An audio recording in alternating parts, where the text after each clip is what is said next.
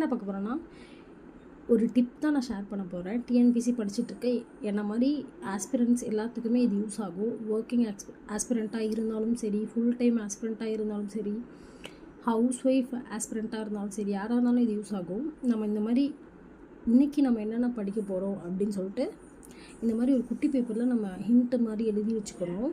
அப்போதைக்கு நமக்கு எப்படி இருக்கும்னா,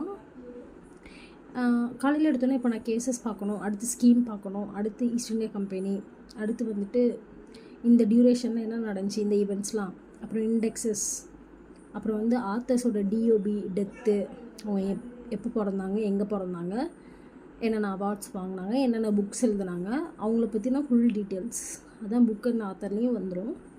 அப்புறம் டைம்லைனும் நம்ம பார்த்துக்கணும். அப்புறம் சிஏவும் டெய்லி கவர் பண்ணிடும். ஃபார் எக்ஸாம்பிள் இந்த மாதிரி எழுதி வச்சிட்டோன்னா, நான் இன்றைக்கி தான் படிக்க போகிறேன் அப்படின்னு சொல்லிட்டு நம்ம டார்கெட்டை ஃபிக்ஸ் பண்ணிவிடுவோம். நமக்கு டைம் வேஸ்ட் ஆகாது. அடுத்து என்ன படிக்கலாம் அப்படின்னு சொல்லி நம்ம யோசிச்சுட்ருக்க டைமில் ஒரு டாபிக் படிச்சிடலாம். Revision is must. இன்றைக்கி காலையில் என்ன படிக்க போகிறோம் அப்படிங்கிறத நைட்டு ரிவிஷன் பண்ணிட்டு தான் கண்டிப்பாக தூங்கணும். அப்போ தான் நம்மளால் அது கன்சிஸ்டன்சியாக கொண்டு வர முடியும். நமக்கு காலையில் படித்ததும் நைட்டு ஞாபகம் இருக்கா அப்படின்னு சொல்லிட்டு நம்ம திருப்பி திருப்பி எடுத்து பார்க்குறப்ப தான் மைண்டில் கண்டிப்பாக நிற்கும். இந்த மாதிரி நிறையா டிப்ஸ்.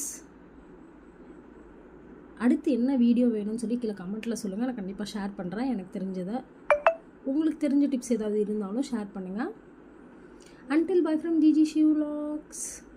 நம்மளோட சேனலை கண்டிப்பாக சப்ஸ்கிரைப் பண்ணிக்கோங்க, லைக் பண்ணிக்கோங்க, ஷேர் பண்ணிக்கோங்க. Spread positivity.